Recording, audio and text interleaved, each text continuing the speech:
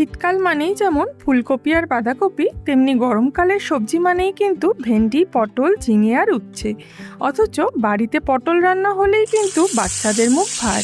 কিন্তু আমাদের বাড়িতে এই পটল পোস্ত বাচ্চা থেকে বড় সকলেরই ভীষণ প্রিয়। চলো দেরি না করে তোমাদেরকে রেসিপিটা দেখিয়ে দিই।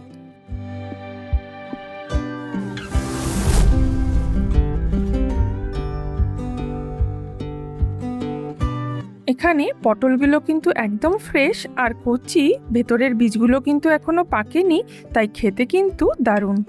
পটলের দু সাইডেই মাথা দুটো বাদ দিয়ে দিলাম। দুদিকেই পটলটাকে এভাবে চিড়ে নেব। আমি কিন্তু পটলের চোকলা ছাড়াই না, কারণ পটলের চোকলার মধ্যেই কিন্তু পটলের আসল স্বাদ।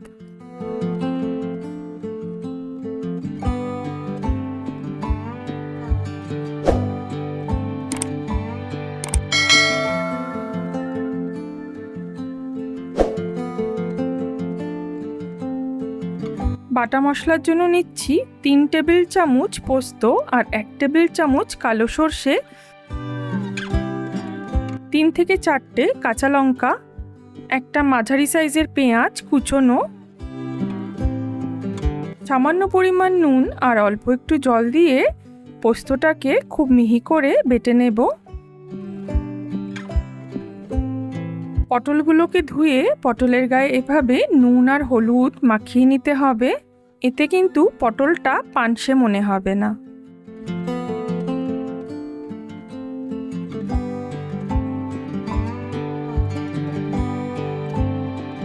কড়াই গরম হয়ে গেছে, দিয়ে দিচ্ছি পরিমাণ মতো সর্ষের তেল। ফোড়নের জন্য দিয়ে দিচ্ছি সামান্য পরিমাণ কালো জিরে। আর এবার নুন হলুদ মাখানো পটলগুলোকে আমি আস্তে আস্তে সাঁতলে নেব।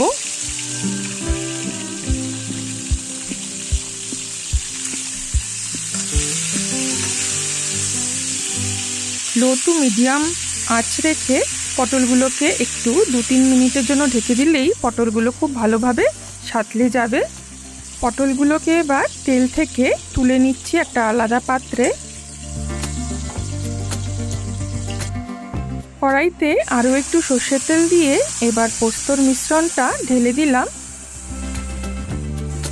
আর এবার সর্ষে পোস্তটা মিশ্রণটাকে খুব ভালোভাবে নাড়াচাড়া করে নিচ্ছি।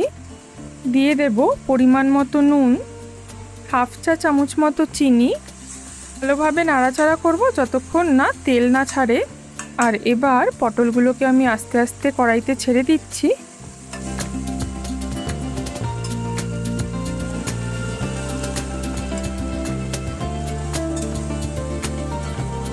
একটু নাড়াচাড়া করে নিচ্ছি। দেখো মশলা থেকে তেল ছাড়তে শুরু করে দিয়েছে। আর এবার দিয়ে দিচ্ছি চিড়ে রাখা কয়েকটা কাঁচা লঙ্কা, সামান্য একটু সর্ষের তেল। আর এবার কিন্তু আঁচটা কম করে একটুখানি 3 থেকে 4 মিনিটের জন্য ঢেকে দেব। তাতে কিন্তু পটলের গায়ে পুরো মশলার জুসটা ঢুকে যাবে। ঢাকা খুলে দিয়েছি, পটলগুলো একদম নরম হয়ে গেছে। আমাদের বাড়িতে যে কোনো ঘরোয়া অনুষ্ঠানেই কিন্তু এই পটলের ডিশটা সবাই ভীষণ পছন্দ করে, তাই মেনুতে এই ডিশটা কিন্তু থাকেই।